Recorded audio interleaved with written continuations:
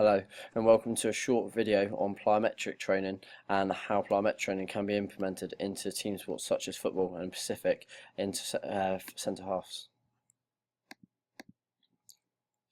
Plyometric training is used to enable muscles to reach the maximum amount of strength in the shortest amount of time.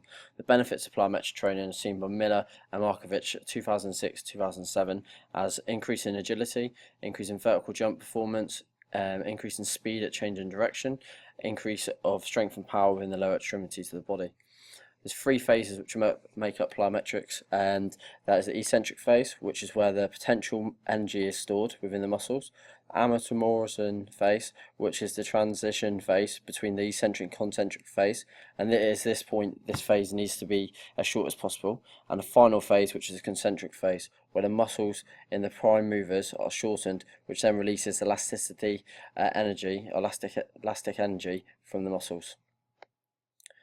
In this next video, to counter movement jump, the athlete needs to perform this movement with a flexion of their hips, knees and ankle joints to allow the body to start to descend.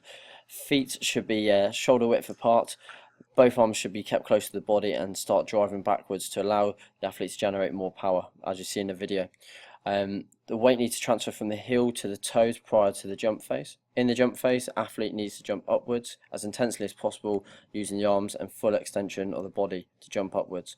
To gain full extension of the body, the athlete needs to perform what is called a triple hip extension, and this is when the hips, knees and ankle joints are all extended to allow for the jump phase to be performed.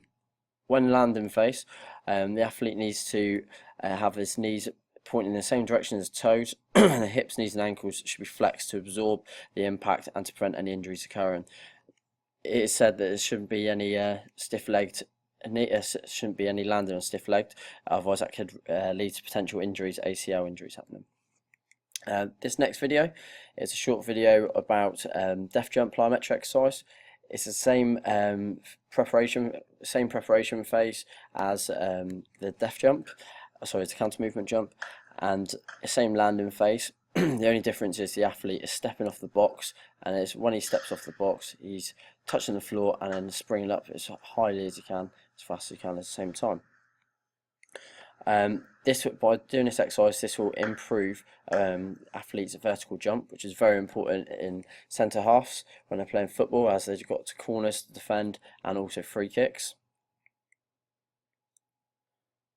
This next video is a def jump, so it's the first progression, a def jump to a high box. Exactly the same phase is used again in the preparation, where the athlete stands on the box with arms at the side, feet together and slightly off the edge. The athlete begins the landing phase by dropping off the box, landing and simultaneously taking off with both feet. The arm drive is key, as you'll see in this video, for him to generate the power. So he's absorbing, bend the knees and jumping up. As he lands on the higher box, he needs to soften the knees and have flexion at his hips, knees and ankle joints to allow for this movement to land softly. The second progression is def jumps to hurdle hops. Again, the same same preparation phase is used, where the athletes stand on the box, feet slightly together, slightly off the edge, with the arms by his side. The athlete begins the landing phase by dropping off the box and landing simultaneously off with both feet. The only difference is when they land on this one, when they're rebounding, they need to land, and jump phase is rebounded by jumping upwards and outwards as intensely as possible using both arms and full extension. As you'll see in this, as he's touching down on the floor, he's jumping up through his toes. He's got to have soft knees and he's bending to absorb the energy and to drive up.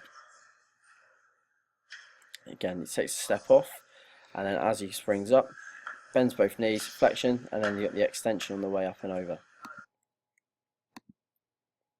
Okay, use of plyometric training. Pacific use of plyometric training throughout the season in football. Off season should be low to moderate intensity, pre-season should be low to high intensity, and in season should be low to moderate depending on the sport. Obviously we chose football for this one. Overtraining is common as well. If you use plyometric training more than 3 times a week, common injuries can occur, and also a decrease in performance can happen. Studies which have seen the benefits or reported the benefits of the use of plyometric training on a short term, 6 weeks of plyometric training in football, using 2 sessions a week for the first study and at maximal intensity. They found small but significant improvements in both agility tests, the T-test was there, and also depth jump height was increased. In a second study by Mohammed, 2014, the aim was to see if it had effect on muscle strength for football players. They used a 6-week plan again on football players, a treatment group and a control group. The findings were that the treatment group showed significant difference in strength compared to the control group. This is just a brief summary of everything we've looked at today. And here are the references which I've used in my presentation and my videos. Hopefully you've found this presentation enjoyable and also have learned some extra stuff to implement this to your own training plans. Thank you.